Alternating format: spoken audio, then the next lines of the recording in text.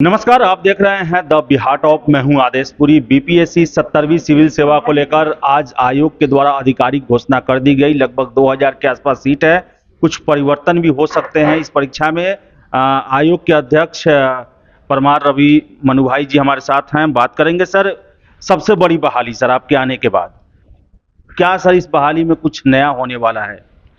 देखिए, एग्जाम की पैटर्न तो पहले से फिक्स है। जो पूर्व में संयुक्त प्रतियोगिता परीक्षा होती रही है, उसकी जो पैटर्न है उसी पैटर्न पर होगी। लेकिन परीक्षा संचालन की जो सुविधा व्यवस्था है, उसमें हम लोगों ने कुछ सुधार किए थे पिछले दिनों में। वो सुधार हम आगे चालू रखेंगे। हो सकता है इसमें कुछ और सुधार करें, ताकि फुल प्रूफ एग्जाम हो और बच्चों का पूरा कॉन्फिडेंस रहे, कदाचार मुक्त हो, स्वच्छ परीक्षा हो। सर, मल्टीपल क्वेश्चन सेट की आप बात कर रहे हैं, जिसमें अलग अलग क्वेश्चन भी हो सकता है, एक से अधिक दिन में परीक्षा भी हो सकती है। नॉर्मलाइजेशन सर है, छात्र सर बड़ा नाराज होते हैं बीपीएससी में नॉर्मलाइजेशन को लेकर। क्या कहेंगे सर इस प्रक्रिया को लेकर? तो देखिए, नॉर्मलाइजेशन की प्रक्रिया बहुत जगह वेल एक्सेप्टेड प्रक्रिया है, बहुत साइंटिफिक है, और उसके करने की फॉर्मूला जो है वो प्रूवन फॉर्मूला है। इसमें माननीय उच्च न्यायालय, सर्वोच्च न्यायालय तक इसकी ये व्यवस्था को स्वीकृति दी गई है।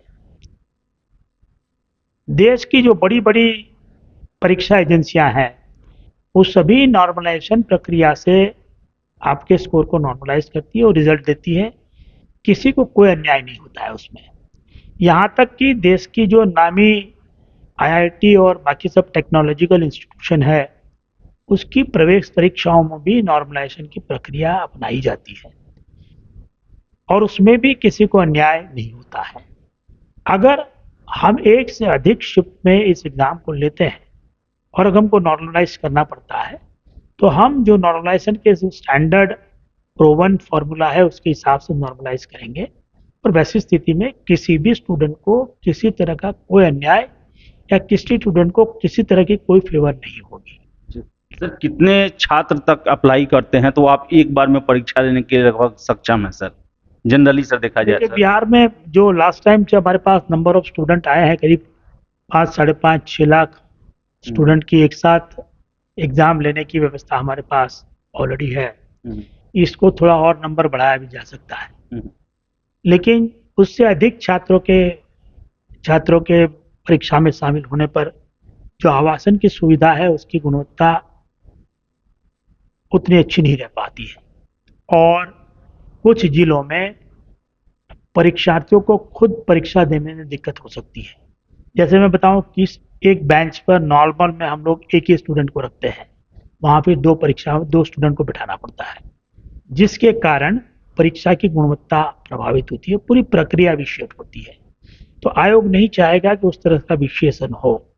तो वैसी स्थिति में एक डिस्ट्रिक्ट के साथ बात करके, अगर आयोग इस बात पर कॉन्फिडेंट होगा कि अच्छे से हम एग्जाम करा लेंगे, तो हम एक डेट में कराने की कोशिश करेंगे, अन्यथा एक से अधिक डेट में कराने की कोशिश करेंगे। जी सर, ये 17 नवंबर डेट को लेकर जो है बहुत सारे छात्रों का कहना है कि उनका सर दूसरे स्टेट में पीसीएस का एग्जाम है, sir Uttarakhand PCS mains exam है।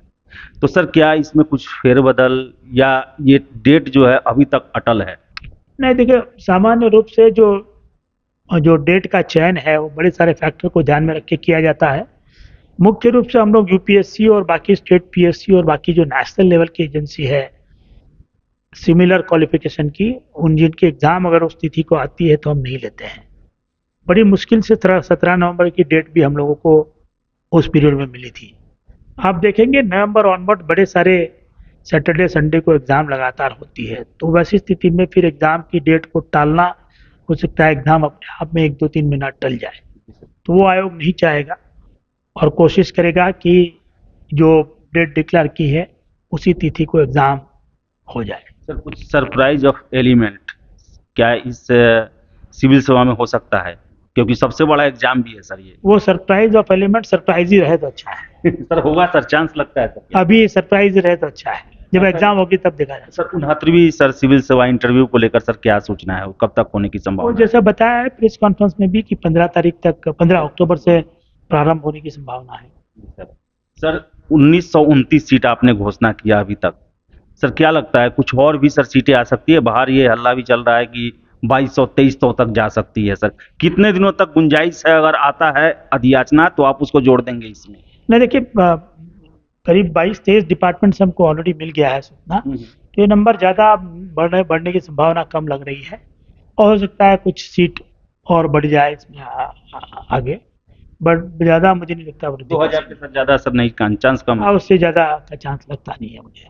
चलिए सर, बहुत बहुत धन्यवाद सर। धन्यवाद। तो बीपीएससी के चेयरमैन साहब थे और इन्होंने कहा है कि कुछ एलिमेंट हम लोग सरप्राइज के लिए रखेंगे, साथ साथ 2 फेज में या मल्टीपल क्वेश्चन सेट हो सकते हैं। नॉर्मलाइजेशन जो है पूरी संभावना है 70वीं सिविल सेवा में अपनाई जा सकती है। तो जितने भी कैंडिडेट हैं काफी सुनहरा मौका। सर 1 मिनट सर, सर आप कैंडिडेट को क्या कहना चाहेंगे? अभी तक मेरे सर 15 साल से मैं भी बीपीएससी देख रहा हूं, इतना बड़ा बहाली नहीं आया है sir. 200 SDM, 136 DSP, 400 RDO, 287 RO, क्या कहेंगे छात्रों को सर? देखिए, आयोग हमेशा कदाचार मुक्त परीक्षा और शुद्ध परीक्षा लेने के लिए प्रतिबद्ध है। हम लोगों ने पिछले दिनों कराई थी, उस परीक्षा के स्टैंडर्ड बहुत हाई थे, उसमें सिक्योरिटी फीचर्स बहुत डाले थे हम लोगों ने, और उसमें ऐसे सुधार किए गए थे जिससे कि परीक्षा की अक्षुण्णता बनी रहे। जी सर। संयुक्त प्रतियोगिता परीक्षा एक बहुत प्रतिष्ठित परीक्षा है बिहार की, और बीपीएससी के लिए भी एक प्रतिष्ठित परीक्षा है। आयोग की हर संभव कोशिश रहेगी कि ये परीक्षा भी हर तरह से कदाचार मुक्त हो, और मैं सभी छात्रों से भी अनुरोध करूंगा कि वो मन लगा के पढ़ाई करें और इस परीक्षा में अपीयर हो। आयोग इसको पूर्ण रूप से कदाचार मुक्त रूप से कराने के लिए प्रतिबद्ध है। सर एक और चीज है सर, बीपीएससी में सर बहुत सारे लोग वैसे भी हैं रटंत विद्या पर सर बहुत ज्यादा डिपेंड करते हैं, पासपोर्ट, नोट्स, इस पर ज्यादा विश्वास करते हैं। क्या सर पहले ऐसा बीपीएससी का खासकर पीटी लेवल पर ऐसा स्टैंडर्ड रहा है? अब क्या कहेंगे छात्रों को सर? रेफरेंस बुक में आप क्या कहेंगे और कैसा रहेगा सर? देखिए, इस संबंध में मेरे लिए कमेंट करना उचित नहीं होगा।